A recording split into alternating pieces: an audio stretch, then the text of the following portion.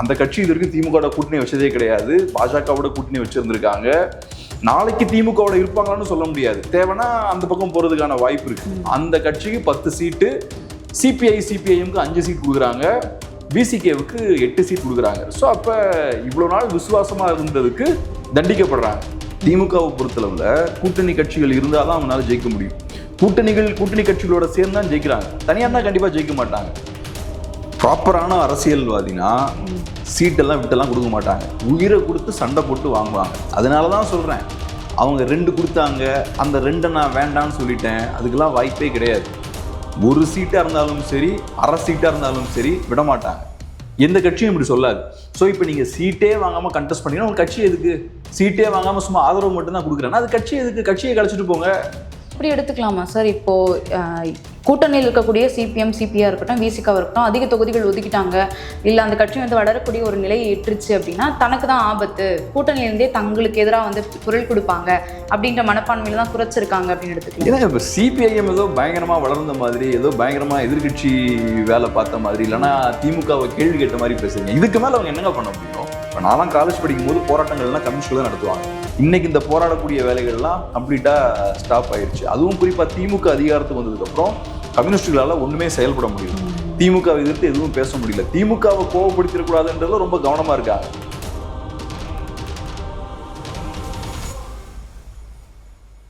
நிம்மதி property management. Contact 7667008999. நலம் தரும் நல்லார் சித்த மருத்துவமனை.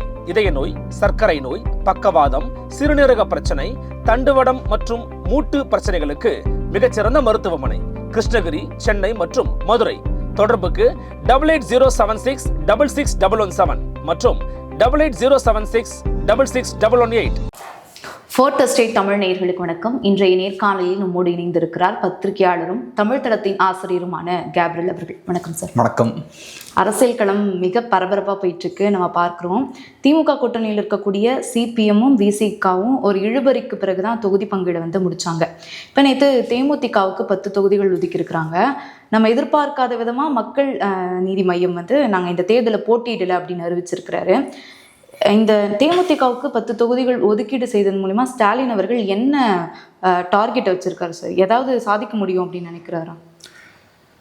தேமுதிகவை கொண்டு வரணும் அப்படின்றதுல ரொம்ப கவனமாக இருக்காங்க. திமுக 10 சீட்ஸ் கொடுத்துருக்காங்க. தேமுதிகவோட ஓட் ஷேர்னு பார்த்தோம்னா 0.4 to 0.5 தான். 6% கூட இல்லை. 21 டேட்டா வச்சு பார்க்கும்போது, கம்யூனிஸ்டுகளுக்கு 21 டேட்டா வச்சு பார்க்கும்போது ஏறக்குறைய 1% இருக்குது 2 கட்சிகளுக்கும். விசிகேவுக்கும் 1% ஓட்ஸ் இருக்குது. ஸோ அப்படி இருக்கும்போது தேமுதிகன்ற ஒரு புது கட்சியை உள்ளே கொண்டு வருவதற்காக 10 சீட் கொடுத்து ஒரு ராஜ்யசபா சீட்டும் அவங்க கொடுத்துருக்காங்க. ஸோ அவங்க செய்ய முயற்சி பண்ணுறது என்னன்னா, இந்த எலெக்ஷனில் எப்பாடுபட்டாவது நம்ம ஜெயிக்கணும். அதை தாண்டி கொள்கை ரீதியான கூட்டணி, நம்ம கூடயே பயணிச்சிருக்காங்க, நமக்கு விசுவாசமாக இருந்திருக்காங்க, இவ்வளோ நாளாக பிரச்சனை எதுவும் கொடுக்கல சிறிய கட்சிகள்லாம். திமுக செய்யக்கூடிய தவறுகளுக்கும் அவங்களும் பொறுப்பேற்க வேண்டிய சூழல் ஏற்படும் போதும் திமுகவை தான் சப்போர்ட் பண்ணியிருக்காங்க. தொழிலாளர்களுக்கு பிரச்சனை ஏற்படும் போது சிபிஐ சிபிஐஎம் பெருசாக வாய் திறக்கல. ஒடுக்கப்பட்ட மக்களுக்கு பிரச்சனை வரும்போது விசிகே வாய் திறக்கல. அவங்க திமுகவுக்கு சப்போர்ட்டாக இருந்து இந்த 4 வருஷம் நிறைய பிரச்சனைகள் அதனால ஃபேஸ் பண்ணியிருக்காங்க. இவ்வளோ விஷயங்களை இழந்ததுக்கு அப்புறம் இன்னைக்கு புதுசாக ஒரு கட்சியை கொண்டு வராங்க. அந்த கட்சி இது வரைக்கும் திமுக கூட்டணி வச்சதே கிடையாது. பாஜகவோட கூட்டணி வச்சிருந்திருக்காங்க. நாளைக்கு திமுகவோட இருப்பாங்களான்னு சொல்ல முடியாது. தேவைன்னா அந்த பக்கம் போறதுக்கான வாய்ப்பு இருக்கு. அந்த கட்சிக்கு 10 சீட்டு, சிபிஐ சிபிஐஎம்க்கு 5 சீட் கொடுக்குறாங்க, விசிகேவுக்கு 8 சீட் கொடுக்குறாங்க. ஸோ அப்போ இவ்வளோ நாள் விசுவாசமாக இருந்ததுக்கு தண்டிக்கப்படுறாங்க. கொள்கை கோட்பாடு, ஒரு ப்ராப்பரான ஒரு அரசியல் நிலைப்பாடு இல்லாத ஒரு கட்சிக்கு 10 சீட் கொடுக்குறாங்க. அதான் சார், இதில் என்ன ஸ்ட்ராட்டஜி இருக்கு? திமுக என்ன பண்ண நினைக்கிறாங்க? ஒன்று, தேமுதிக அந்த பக்கம் போயிடக்கூடாது. இப்போ தேமுதிக இவங்க வரதால என்ன லாபம்ன்றதை விட அந்த பக்கம் போகாமல் ஸ்டாப் பண்ணிட்டாங்கல்ல. இப்போ ஏடிஎம்கே அலைன்ஸில் ஒரு வேகம் கிடைச்சிது. ஃபஸ்ட்டு பிஎம்கே அங்கே போய் சேர்றாங்க, அதுக்கப்புறம் இவங்க டிடிவி அவர்கள் அங்கே போய் சேர்றாரு. அப்போ ஒரு வேகம் கிடைக்குது. இப்போ தேமுதிக அவங்க போய் சேர்ந்தா இன்னொரு மொமெண்டம் கிடைச்சிருக்கும். அதை ஸ்டாப் பண்ணிட்டாங்க.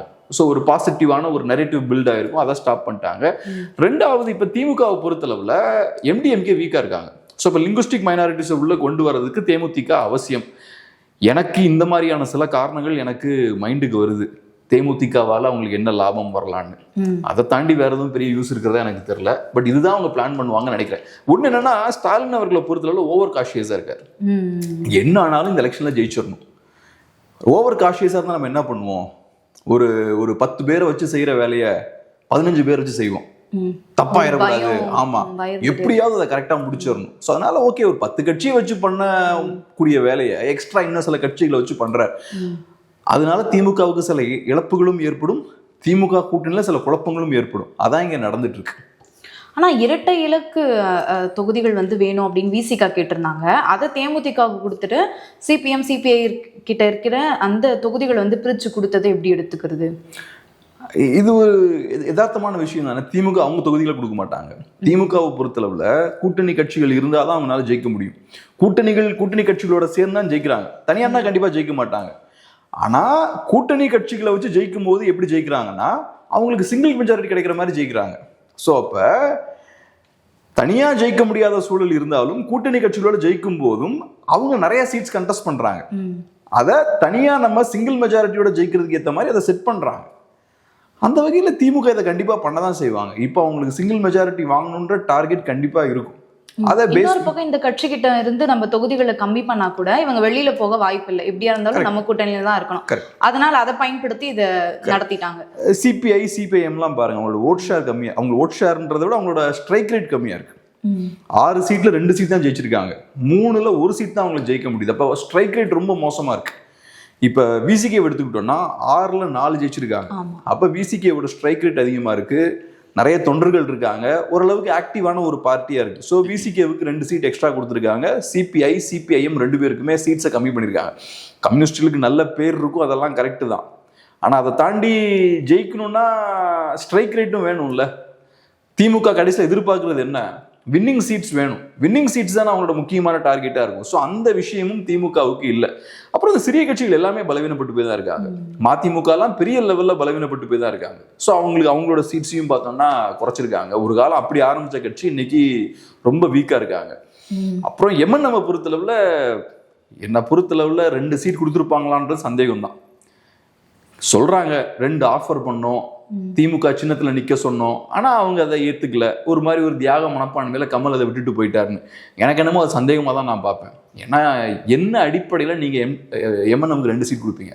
எம்என்எம்மால 2 சீட் நிக்க முடியுமா? நீங்க ராஜ்யசபா சீட் கொடுக்குறீங்கன்னா ஓகே. அப்ப திமுக சார்பாக தொகுதியே ஒதுக்கீடு செய்திருக்க மாட்டாங்களா? எனக்கு தெரியல. நான் சும்மா எனக்கு என்னன்னா அதுல லாஜிக்ல நான் சொல்ல வரேன்.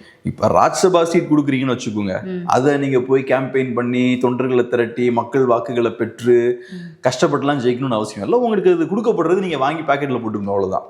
ஆனா இது அப்படி கிடையாது. களத்துல நீங்க வேலை பார்க்கணும். 2 சீட்டை நின்று ஜெயிக்கணும்னா சாதாரண விஷயம் கிடையாது. அதுவும் திமுக பெரிய கட்சி. அப்ப கமலுக்கு ஒரு 2 சீட் கொடுக்குறாங்கன்னா சின்னத்தையும் கொடுக்குறீங்க, 2 சீட்டையும் கமலுக்கு கொடுக்குறீங்க. அதுக்கப்புறம் வேலை பார்க்கறதும் திமுக தான் கீழே வேலை பார்க்கணும். இப்ப வேல்முருகனுக்கு ஒரு சீட் கொடுக்குறாங்கன்னா வேலை பார்க்கறதுக்கும் கீழே ஆட்கள் கொஞ்சம் பேர் இருப்பாங்க. ஏதோ சில வேலையே சில தொகுதிகள் அவர் பண்ணி வச்சிருப்பார். அவர் ஒரு ஃபுல் டைம் பொலிட்டீஷியன். கமல்ஹாசனுக்கு அரசியல் செயல்பாடே கிடையாது.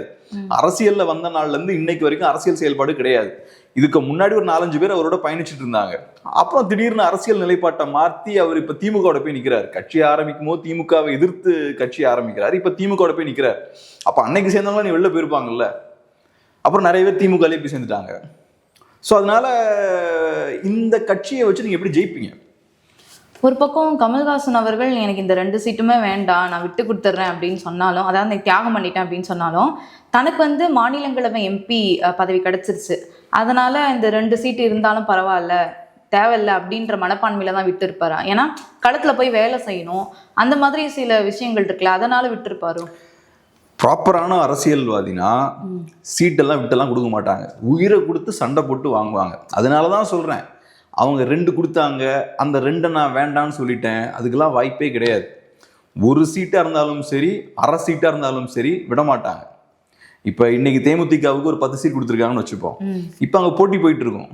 யார் அந்த 10 சீட்டு யாருக்கு போகுதுன்றதுல இப்ப போட்டி போயிட்டு இருக்கோம். அதான் யதார்த்தம். இதுவும் அதே மாதிரிதான். ஒரு சீட்டுனா இது வந்து நம்ம வந்து இப்ப புனிதமான அரசியல்லாம் தமிழ்நாட்டில் நடக்கல. இங்க பணம் விளையாடக்கூடிய கரப்ஷன் புறையோடி கிடக்கக்கூடிய ஒரு சிஸ்டம் தான் இங்க இருக்கு. அப்ப ஒவ்வொரு சீட்டுக்கும் ஒரு வேல்யூ இருக்கு. கமலுக்கு இப்ப 2 சீட் கொடுக்குறாங்க. அதை அவர் கண்டெஸ்ட் பண்ண மாட்டேன்றாரு. எனக்கு அது புரியல, அது என்ன லாஜிக் இருக்கு? நீங்க ஃபாசிசத்தை எதிர்க்கிறதுக்காக தானே சண்டை போடுறீங்க, அதனால தானே திமுகவோட பயணிக்கிறீங்க. அப்ப அந்த 2 சீட்டை கண்டெஸ்ட் பண்ணிட்டு போங்க. நீங்க கேட்கிற சீட்டை திமுகவால கொடுக்க முடியல, அதை நீங்க பொறுத்துக்கிறீங்க. புரியுது உங்களுக்கு. நிறைய கட்சிகள் இருக்காங்க, பெரிய ஒரு போராட்டம் நடந்துட்டு இருக்கு, எனக்கு நிறைய சீட்டு திமுகவுக்கு கொடுக்க முடியல, புரியுது, ரைட்டு. 2 சீட்டை அவங்க கொடுக்குறாங்க, அந்த 2 சீட்டை வாங்கிட்டு சண்டை போடுங்க. பாசிசத்துக்கு எதிராக, பாஜகவுக்கு எதிராக சண்டை போடுங்க. ஆனா உதயசூரியன் சின்னத்துல நிக்க சொல்றாங்க, அதுல என்ன பிரச்சனை? நீங்க தான் புரிஞ்சுக்கிறீங்களே. சீட்டே வாங்காம திமுக தானே வேலை பார்க்க போறீங்க. அதுக்கு சீட்டை வாங்கிட்டு உதயசூரியன் சின்னத்துல நின்றுட்டு திமுக வேலை பாருங்க. நீங்க சொல்றது என்ன? இவ்வளவு தியாகங்கள் நான் பண்றதுக்கான காரணம் பாஜக எதிர்ப்புக்கான தேவை இன்னைக்கு இருக்கு. அப்ப நீங்க களத்துல இறங்கி சண்டை போடலாமே. பாஜகவுக்கு எதிராக அந்த 2 சீட்ல கண்டெஸ்ட் பண்ணி சண்டை போடலாமே. திமுக சின்னத்துல நீங்க நிக்கிறது தான் உங்களுக்கு என்ன பிரச்சனை? அதுல இவ்வளவு தியாகம் பண்ணிட்டீங்க, அந்த ஒரு சின்னத்துலதான் உங்களுக்கு பிரச்சனையா? ஸோ அதனால எனக்கு இவங்களுக்கு 2 சீட் கொடுத்ததுல லாஜிக் இல்லை. அதை வேண்டாம்னு இவர் சொல்றதுலயும் ஒரு லாஜிக்கும் இல்லை. எந்த கட்சியும் இப்படி சொல்லாது. ஸோ இப்போ நீங்க சீட்டே வாங்காம கண்டெஸ்ட் பண்ணீங்கன்னா உங்களுக்கு கட்சி எதுக்கு? சீட்டே வாங்காம சும்மா ஆதரவு மட்டும் தான் கொடுக்குறேன்னா அது கட்சி எதுக்கு? கட்சியை கழிச்சிட்டு போங்க. ஸோ இந்த கட்சி நாளுக்கு நாள் கழுது தெரிஞ்சு கட்டுரும்பான கதை தான். 19ல ஸ்ட்ராங்காக வராங்க, 21ல கொஞ்சம் வீக்காகிறாங்க, அப்புறம் நடுவில் ஒரு ராஜ்யசபா சீட்டை நெகோஷியேட் பண்ணி வாங்குறாங்க. இப்போ ஒன்றுமே இல்லை. ஸோ அவரை பொறுத்தளவில் அவருக்கு நீங்கள் சொன்ன மாதிரி அவருக்கு ஒரு சீட்டை வாங்கிக்கிட்டாரு, மற்ற யாருக்கும் எதுவும் இல்லை. அது போக சில படங்கள்லாம் சேர்ந்து பண்ணுறாரு அவங்களோட. சார், இன்னொரு பக்கம் அரசியல் பார்வையாளர்கள் இடதுசாரிகளுக்கும் விசிகாவுக்கும் தொகுதிகளை கம்மி பண்ணதுக்கு என்ன காரணம் சொல்றாங்க அப்படின்னா, பாஜக கூட திமுக இணக்கமா இருக்கு, இங்க பாருங்க உங்களை எதிர்க்கக்கூடிய இந்த கட்சிகளுக்கு நாங்க தொகுதிகளை கம்மி பண்ணிட்டோம் அப்படின்னு மறைமுகமா ஒரு இன்ஃபர்மேஷனை சொல்றாங்க அப்படின்னு ஒரு பக்கம் பார்க்கப்படுது. எனக்கு என்ன இங்க கேள்வி வருதுன்னா, இப்போ வேல்முருகன் அவர்களே எடுத்துக்கிட்டோம் அப்படின்னா ஒரே ஒரு சீட், அதுவும் உதயசூரியன்ல தான் கடந்த சட்டமன்ற தேர்தலில் நின்று வெற்றி பெற்றாரு. அப்படி இருந்தாலும் கூட அந்த சட்டமன்ற பேரவையில திமுக எதிரான நிலைப்பாடை பலமுறை வச்சிருக்காரு. அமைச்சர் சேகர் பாபு அவர்களுக்கு எதிராகவும் பேசியிருக்கிறாரு. இப்படி தனக்கு எதிராக பேசக்கூடிய வேல்முருகனுக்கு மறுபடியும் நம்ம தொகுதியை ஒதுக்கீடு செய்யக்கூடாது அப்படின்னு திமுகவினுடைய நிலைப்பாடா இருந்துச்சு, அதனாலதான் ஒதுக்கிட்டாங்க அப்படின்னு ஒரு பக்கம் சொல்லப்படுது. இது எப்படி பாக்குறீங்க? எனக்கு என்னமோ அது காரணமா இருக்கும்னு தோணல. பாஜகவை திருப்திப்படுத்துறதுக்காக இவங்களோட சீட்டுகளை தான் கம்மி பண்ணியிருப்பாங்கன்னு தோணல. ஏன்னா இப்போ டிஎம்டிகேவை உள்ள கொண்டு வராங்க. அந்த கூட்டணியில் ஏற்கனவே இடம் இல்லை, ஏற்கனவே ஏகப்பட்ட கட்சி இருக்கு. உள்ள டிஎம்டிகேவை கொண்டு வராங்க. கொண்டு வந்தால் அப்போ நேச்சுரலாக என்ன ஆகும்? சீட் தட்டுப்பாடு ஏற்படும். ஆனால் திமுகவை பொறுத்தளவு நமக்கு சிங்கிள் மெஜாரிட்டி வேணும் அப்படின்ற எண்ணம் அவங்களுக்கு இருக்கு. அப்போ அவங்க சீட்ஸை பெருசாக கொடுக்க மாட்டாங்க. அப்போ மற்றவங்களோட சீட்டை தான் பறிக்கணும். எம்டிஎம்கே இருந்து 2 சீட்டை பறிச்சாச்சு, கம்யூனிஸ்டுகள்ட்ட இருந்து ஒரு 2 சீட்டை பறிச்சாச்சு, அப்புறம் வேல்முருகன் வெளியே போயாச்சுன்னா அங்கிருந்து ஒரு சீட் வருது. ஸோ இந்த மாதிரி சில கட்சிகள் வழியா அவங்க சீட்ஸை கம்மி பண்றாங்க. அப்புறம் காங்கிரஸும் இந்த தடவை ரொம்ப சண்டை போட்டிருக்காங்க. 25 தாண்டி இப்போ 28+1 காங்கிரஸுக்கு போகுது. அப்போ நேச்சுரலாக கம்மி பண்ணி தான் ஆகும். இப்படி எடுத்துக்கலாமா சார்? இப்போ கூட்டணியில் இருக்கக்கூடிய சிபிஎம், சிபிஆ இருக்கட்டும், விசிகாவாக இருக்கட்டும், அதிக தொகுதிகள் ஒதுக்கிட்டாங்க, இல்லை அந்த கட்சி வளரக்கூடிய ஒரு நிலையை எட்டுருச்சு அப்படின்னா தனக்கு தான் ஆபத்து, கூட்டணியிலிருந்தே தங்களுக்கு எதிராக குரல் கொடுப்பாங்க அப்படின்ற மனப்பான்மையில தான் குறைச்சிருக்காங்க அப்படின்னு எடுத்துக்கலாம். ஏன்னா இப்போ சிபிஐஎம் ஏதோ பயங்கரமா வளர்ந்த மாதிரி, ஏதோ பயங்கரமா எதிர்கட்சி வேலை பார்த்த மாதிரி, இல்லைன்னா திமுகவை கேள்வி கேட்ட மாதிரி பேசுறீங்க. இதுக்கு மேல அவங்க என்னங்க பண்ண முடியும்? அவங்க தலையே தூக்காம 5 வருஷம் இருந்திருக்காங்க. இப்ப சில நேரங்கள்ல சிலர் அதிகப்படியா செயல்படுவாங்க. இப்போ ஒரு ஆஃபீஸ் இருக்குன்னு வச்சுப்போம், அங்க திடீர்னு ஒருத்தர் பயங்கரமா செயல்படுறாருன்னா இன்னொருத்தர் அவரை பார்த்து பராமப்படுறதுக்கு வாய்ப்பு இருக்கு. சிபிஐஎம் என்ன பண்ணிட்டாங்க உங்களை பயங்காட்டுற? அதான் ஒருவேளை அதிக தொகுதிகள் ஒதுக்கி அவங்க ஒதுக்கின தொகுதிகளை எல்லாமே வெற்றி பெற்றுட்டாங்க அப்படின்னா வளரக்கூடிய ஒரு கட்சி அப்படின்னு ஒரு மனப்பான் வந்துடும் இல்லையா? அது நல்லது இல்லை திமுகவுக்கு. சிபிஐஎம் 6 சீட்டும் ஜெயிச்சிட்டாங்கன்னா திமுக சந்தோஷம் தான் படுவாங்க. சிபிஐஎம் ஸ்ட்ரைக் ரேட் இருக்கு. எண்ட் ஆஃப் த டே அந்த கூட்டணி தான் அந்த சீட்ஸ் எல்லாம் வருது.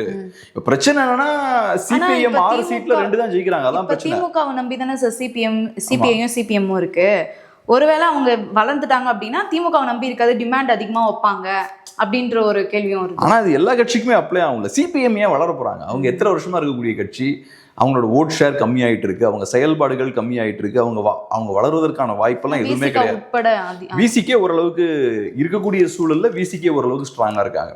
சிபிஐ, சிபிஐஎம், எம்டிஎம்கே, டிஎம்டிகே இந்த கட்சிகளுக்கெல்லாம் காலம் முடிஞ்சாச்சு. அதுவும் குறிப்பா கம்யூனிஸ்டுகள்லாம் ரொம்ப வீக் ஆயிட்டாங்க. அவங்க போன தடவை 6 சீட் நின்று 2 தான் ஜெயிச்சிருக்காங்க ஒவ்வொருத்தங்களும். அப்ப இதுவே அவங்க எவ்வளவு பலவீனமா இருக்காங்கன்றதை காட்டுது. இப்ப நான்லாம் காலேஜ் படிக்கும் போது போராட்டங்கள்லாம் கம்யூனிஸ்டுகள் தான் நடத்துவாங்க. ஏகப்பட்ட போராட்டங்கள் நடத்துவாங்க. எல்லா விஷயத்துக்கும் ஏதோ சின்ன லெவலில் ஒரு போராட்டம் நடத்துவாங்க. இன்னைக்கு இந்த போராடக்கூடிய வேலைகள்லாம் கம்ப்ளீட்டாக ஸ்டாப் ஆயிடுச்சு. அதுவும் குறிப்பாக திமுக அதிகாரத்துக்கு வந்ததுக்கப்புறம் கம்யூனிஸ்டுகளால் ஒன்றுமே செயல்பட முடியல. திமுகவை எதிர்த்து எதுவும் பேச முடியல. திமுகவை கோவப்படுத்திடக்கூடாதுன்றதுல ரொம்ப கவனமாக இருக்காங்க. இப்போ கூட சண்முகம் அவர் பேசும்போது கூட்டணியில் தான் நாங்கள் இருப்போம், ஆனால் நாங்கள் சீட்ஸ் அதிகமாக கேட்போன்றார். இப்போ நீங்க திமுக போய் நெகோசியேட் பண்ணணும்னா இப்படி பேசினா எப்படி சீட் கிடைக்கும்? நீங்க சீட் அதிகமாக கொடுக்கலாம், நான் கூட்டணி விட்டு வெளில போகணும்ல சொல்லணும். நான் என்னன்னாலும் கூட்டணி விட்டு வெளில போக மாட்டேன், ஆனால் நான் சீட்ஸ் அதிகமாக கேட்பேன் அப்படின்னா இது நெகோசியேஷனே இல்லையே. நீங்க எடுத்தோடனே இப்போ சரண்டர் ஆயிட்டீங்களே திமுக கிட்ட. இப்படிப்பட்ட ஒரு கட்சியை பார்த்து திமுக ஏன் பயப்படணும்?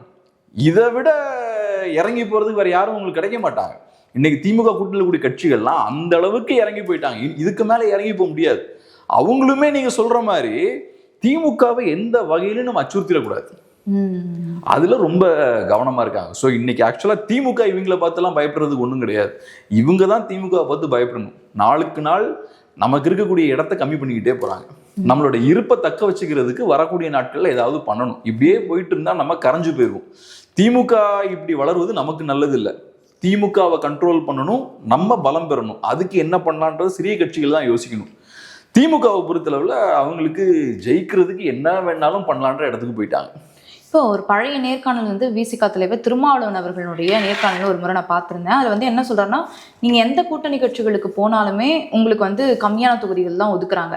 அதுவே பாமக வந்து எந்த கூட்டணி கட்சிக்கு போச்சுன்னா அதுக்கு வந்து டபுள் டிஜிட்ல கொடுக்குறாங்க அப்படின்னு கேள்வி எழுப்பும்போது அவர் என்ன சொல்லியிருந்தாருன்னா, எங்கள் கூட்டணியில் இருக்கக்கூடிய சாதி கட்சிகளே வந்து எங்களுக்கு அதிகமான தொகுதிகள் ஒதுக்க மனம் அவங்களுக்கு இல்லை, அதனாலதான் ஆளும் கட்சி எங்களுக்கு வந்து குறைக்க பார்க்குது அப்படின்னு சொல்லியிருந்தாரு. இது ஒரு காரணமா எடுத்துக்கலாமா? தெரியல, இருக்கலாம். ஆனா திருமாவளவன் அவர்களுக்கு நிறைய அதிருப்திகள் இருக்கு. இப்ப கூட அந்த கூட்டணி பேச்சுவார்த்தைகள்லாம் போயிட்டு இருக்கும்போது ஒரு வீடியோ ஒன்று ரிலீஸ் பண்ணாரு. நம்மளை வளர்த்து விடுவதற்கு யாருக்கும் விருப்பம் இல்லை, கொஞ்சம் வேற வேர்ட்ஸ் யூஸ் பண்ணி சொன்னாரு. பட் அதோட பொருள் இதுதான், நம்மளை நெக்ஸ்ட் ஸ்டேஜுக்கு நம்ம நிலைமையை உயர்த்துவதற்கு யாருக்கும் இங்க மனம் இல்லை, அந்த விஷயத்த அவர் பேசுறாரு. அப்புறம் 25 இயர்ஸ்க்கு மேலே நம்ம எங்கே ஆரம்பிச்சோமோ அங்கே தான் இப்பயும் நம்ம நிற்கிறோம். அப்போ அதுக்கு பொருளே என்ன? அன்னைக்கும் இன்னைக்கும் பெருசாக மாறல. அன்னைக்கு எங்கே ஆரம்பிச்சோமோ இன்னைக்கும் அங்கே தான் வந்து நிற்கிறோம். அன்னைக்கு களம் எப்படி புதுசாக இருந்ததோ அதே மாதிரி இன்னைக்கும் களம் புதுசாக இருக்குன்றதை அவர் சொல்றாரு. ஸோ திருமாவளவன் அவர்களுக்கு நிறைய அதிருப்தி இருக்கு. ஆனால் இப்போ என்னன்னா, நீங்கள் தனியாக கட்சி ஆரம்பிச்சது என்னன்னா, ஒடுக்கப்பட்ட மக்களுக்கு இங்கே பெருசாக ஸ்பேஸ் இல்லை, ஒடுக்கப்பட்ட மக்களோட நலனை நம்மளா பார்த்துக்க வேண்டியதுதான், வேற யாரும் வெளியிருந்து நம்மளை காப்பாற்ற மாட்டாங்க. நமக்குன்னு ஒரு எண்ணிக்கை இருக்கு, நம்ம பலத்தை பயன்படுத்தி நம்ம அதிகாரத்தை வாங்கணும் அப்படின்றதுதான் எண்ணம். அப்போ அந்த வேலையை தான் கரெக்டாக பண்ணணும். நீங்கள் திமுக கிட்ட போய் எதிர்பார்த்தீங்கன்னா அது கரெக்டான இடம் இல்லை. திமுகவால் உங்களுக்கு செய்ய வேண்டிய விஷயங்களை சரியாக செய்ய முடியல, அதிமுகவால் அந்த வேலையை சரியாக செய்ய முடியல. அதனால தானே தனியாக ஒரு கட்சி தேவைப்படுது. இல்லாட்டி திமுகவோடய போய் சேர்ந்துருக்கலாமே. இன்னைக்கு இஸ்லாமிய கட்சிகள் நிறைய இருக்கு. ஏன் இருக்கு? இஸ்லாமியர்களுக்கு திமுக, அதிமுக, பாஜக, காங்கிரஸ்ல பெரிய ஸ்பேஸ் இல்லை. அப்போ இஸ்லாமியர்களோட நலனை பாதுகாக்க தனியாக இஸ்லாமிய கட்சிகள் தேவைப்படுது. அப்போ நீங்கள் திரும்ப திமுக நம்மளை காப்பாத்திரும் நினைக்கிறது, திமுகவுக்கு விசுவாசமா இருக்கிறது, திமுக விருப்பப்படி நீங்க நடந்துக்கிறது, அது எப்படி உங்க மக்களுக்கு சாதகமா அமையும்? ஸோ அப்ப நீங்க திமுகவை மீறி செயல்படணும், அதிமுகவை மீறி செயல்படணும், காங்கிரஸ் பிஜேபியை மீறி செயல்படணும். அந்த இடத்துல தான் அவங்க தப்பு பண்றாங்க. விசிகேவா இருக்கலாம், சிபிஐ சிபிஐஎம்மா இருக்கலாம், இவங்க திமுகவுக்குள்ள வேலை பார்த்துட்டு இருக்காங்க. இவங்க விசிகே கட்சிக்கோ ஒடுக்கப்பட்ட மக்களுக்கோ வேலை பார்க்கலையே.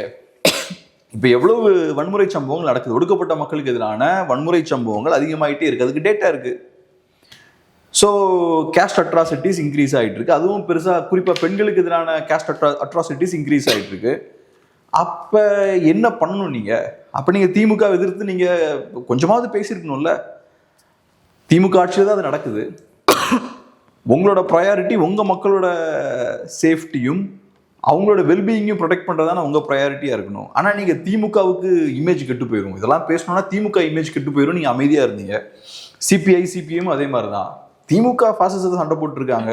எக்காரணம் கொண்டும் அவங்களுக்கு நம்ம பாதிப்பு ஏற்படுத்திடக்கூடாது. ரைட், நல்லது, நீங்கள் திமுகவுக்கு பாதிப்பு ஏற்படுத்தலை. ஆனால் இப்போ நீங்கள் வீக் ஆகிட்டீங்களே, உங்கள் கட்சியோட தேவை கம்மியாயிட்டு இருக்கே. இப்போ உங்களுக்கும் திமுகவுக்கு என்ன வித்தியாசம்? இப்போ திமுகவுக்கும் உங்களுக்கும் என்ன டிஃப்ரென்ஸு? திமுகவும் பாஜக எதிர்ப்பு, ஃபாசிச எதிர்ப்பு பேசுது, நீங்களும் அதே தான் பேசுறீங்க. அப்போ மக்கள் என்ன யோசிப்பாங்க? இவங்களுக்கு ஓட்டு போடுறதுக்கு திமுக ஓட்டு போட்டு போயிடலாம். முன்னாடி இருந்தது, உங்களுக்கு ஒரு தனித்துவம் இருந்தது, தொழிலாளர்களெல்லாம் இங்கே பாதுகாத்தீங்க, ஒடுக்கப்பட்டவர்களோட நலனை நீங்க பாதுகாத்தீங்க. இப்போ அதெல்லாம் எதுவுமே பண்ணல. இப்போ நீங்களும் திமுக மாதிரி செயல்பட ஆரம்பிச்சிட்டீங்க. அப்ப மக்கள் உங்களுக்கு ஓட் போட வேண்டிய அவசியமே இல்லை. இப்போ நாளடைவில் இந்த கட்சிகள்லாம் காணாம போயிட்டு இருக்காங்க. சரிங்க சார், பார்க்கலாம் என்ன நடக்குதுன்னு. பல்வேறு கருத்துக்களை பகிர்ந்தமைக்கு நன்றி சார். நன்றி.